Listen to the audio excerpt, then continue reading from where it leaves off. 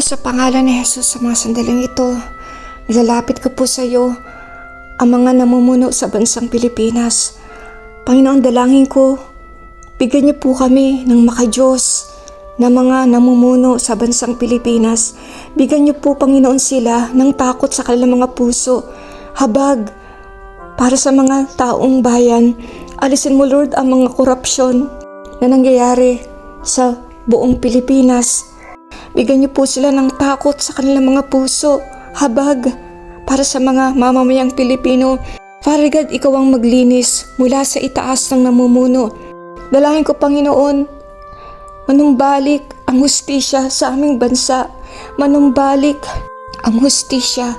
Higit sa lahat, Panginoon, yung mga taong naaapi, yung mga taong walang pambayad para kumuha ng mga abogado, yung mga taong naapi, Panginoon, yung mga taong pinagkaitan ng hustisya. I pray for justice, Panginoon, sa bansang Pilipinas. Ikaw po ang kumilos, Panginoon. Manumbalik ang dignidad sa mga nakaupo sa pwesto. Magkaroon po sila ng dignidad, katapatan, at gawin nila ang kanilang sinumpaang pangako para sa mga tao.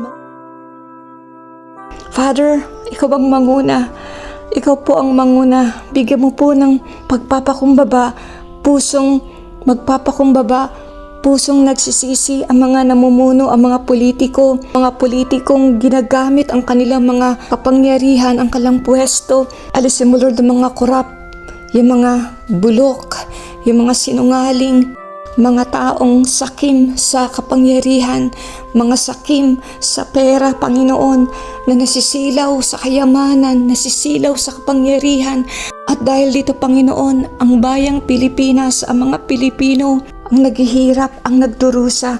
Panginoon, maging sa mga kapulisan, alisin mo ang ugat ng pagiging abusado sa mga pulis, Panginoon, upang sa ganon muling manumbalik ang tiwala ng mga Pilipino sa mga pulis.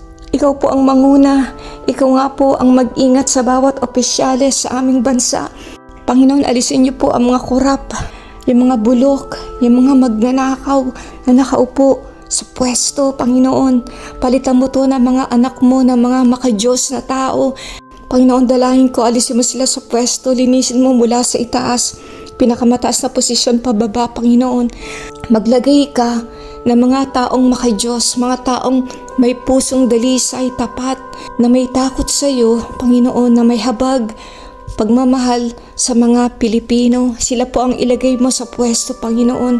Sila po ang ilagay mo sa pwesto upang sa ganon maging maayos, maging matiwasay ang aming bansang Pilipinas. Marami pong salamat sa iyo, Panginoon. Ikaw ang maghari, ikaw ang manguna sa bansang Pilipinas. Maraming salamat, purihin ka. Sa pangalan ni Jesus. Amen.